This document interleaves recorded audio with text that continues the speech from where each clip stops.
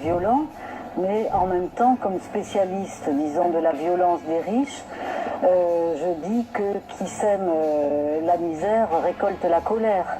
Mais ce que je veux essayer de montrer, c'est que si vous voulez, les travailleurs aujourd'hui sont traités de coûts, de charges, de dépenses, de ressources, de matières premières, de ressources productives.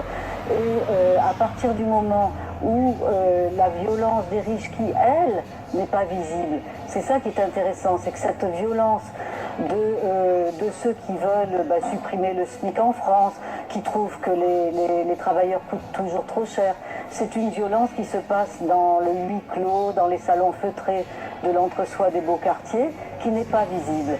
Eh bien, moi je leur dis à tous ces gens qui défendent les intérêts, comme M. Valls l'a fait, les intérêts des puissants, de l'oligarchie à laquelle il appartient, moi je dis que ce sont des bourgeoisistes, que ce sont des militants du système néolibéral et que les travailleurs, ils défendent aussi leurs intérêts et leur droit à simplement vivre normalement sur cette terre où ils sont de passage comme nous tous.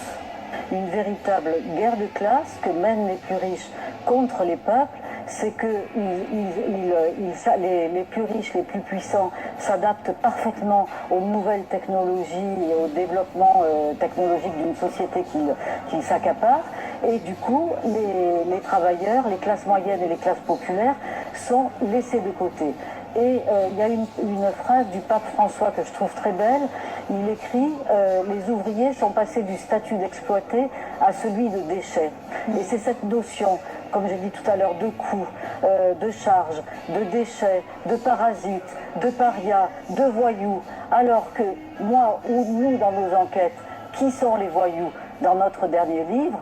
Eh bien écoutez, ce sont les fraudeurs les plus riches qui privent des recettes fiscales de l'État français des dizaines de milliards d'euros, qui font que s'ils payaient à la hauteur de leur fortune leurs impôts, eh bien nous n'aurions plus de trou de la sécurité sociale, plus de déficit et plus de dette publique.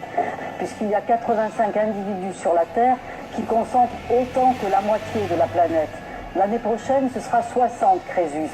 Donc on va dans une espèce d'enfer épouvantable pour les classes populaires et pour nous, la bureaucratie, la technocratie à l'échelle de l'Europe, c'est une façon de tuer la démocratie. C'est-à-dire ça met un écran de fumée qui vient empêcher la communication entre les citoyens et les oligarques qui aujourd'hui occupent toutes les institutions comme le FMI, qui ne sont pas des institutions élues, qui sont des institutions qui sont créées par les oligarques pour défendre leurs intérêts à l'échelle du monde.